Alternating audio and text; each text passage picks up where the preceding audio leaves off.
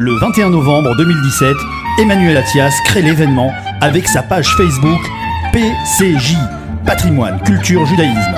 Emmanuel Attias est historien et linguiste. Il a parcouru ces dernières années des milliers de kilomètres à travers l'Europe, le Moyen-Orient et l'Afrique du Nord pour retrouver les dernières communautés juives et photographier leur patrimoine. Chers auditeurs de Radio JM, bonjour. Lundi prochain, 9 mars 2020, tous les juifs, à l'exception des femmes enceintes, des malades et des enfants n'ayant pas atteint la majorité religieuse, seront appelés à se priver de nourriture en souvenir du jeûne de 3 jours prescrit aux juifs de Suse par la reine Esther pour conjurer l'extermination programmée du peuple juif par Amanna Agagi dans la Perse du 5e siècle avant l'ère commune. Cette commémoration, suivie d'une journée de festivités appelée Purim, porte d'ailleurs le nom de son héroïne.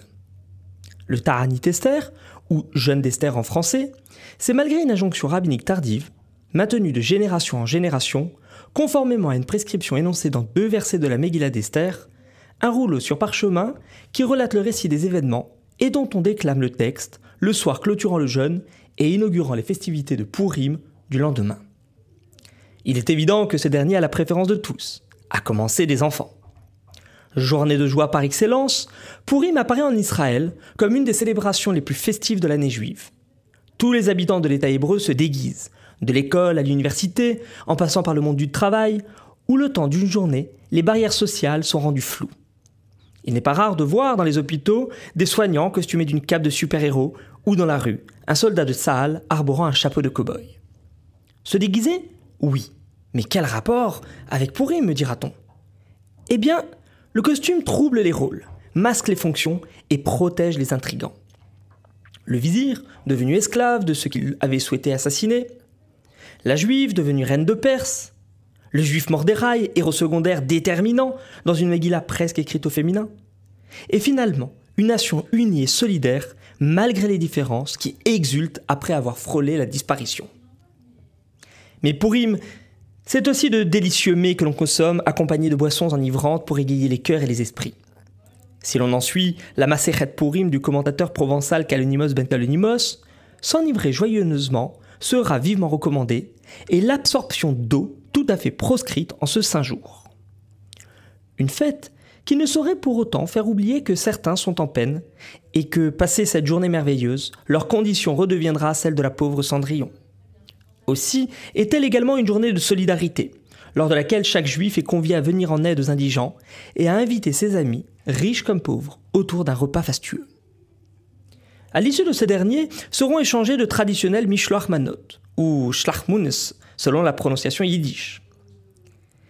Ces paniers garnis, imaginés et décorés avec amour des jours avant l'échéance, se donnent ou se déposent sur le pas de la porte, depuis la rupture du jeûne d'Esther jusqu'au lendemain soir dans les familles traditionnalistes, mais également laïques, en souvenir du sauvetage historique.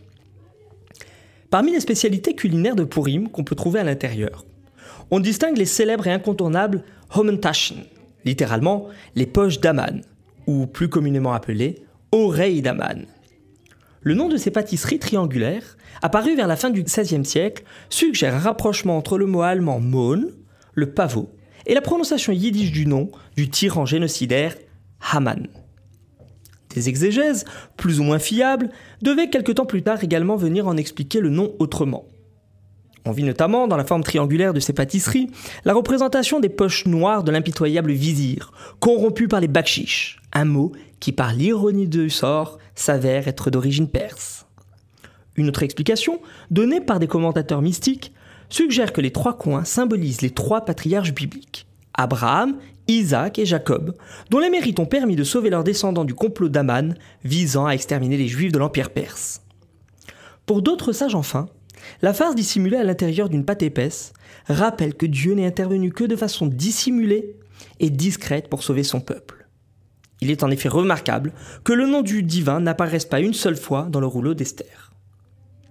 L'émigration des Juifs d'Allemagne à l'époque moderne, notamment vers l'Europe de l'Est, devait rendre cette spécialité incontournable à travers tout le Yiddishland et plus tard dans le monde entier, de sorte qu'aujourd'hui, une grande partie des Juifs orientaux ont adopté cette pâtisserie, tantôt sous le nom de Fasuelos, c'est chez les séfarades, tantôt sous celui d'Oreki d'Aman, chez leurs coreligionnaires d'Italie. Par les cuisines, vous aura immanquablement, et à n'en pas douter, mis en bouche pour les repas de Shabbat. l'heure pour moi d'aller me mettre au fourneau. Le week-end s'annonce chargé. Alors, Shabbat Shalom et à la semaine prochaine. Le 21 novembre 2017, Emmanuel Attias crée l'événement avec sa page Facebook PCJ, Patrimoine, Culture, Judaïsme. Emmanuel Attias est historien et linguiste. Il a parcouru ces dernières années des milliers de kilomètres à travers l'Europe, le Moyen-Orient et l'Afrique du Nord pour retrouver les dernières communautés juives et photographier leur patrimoine.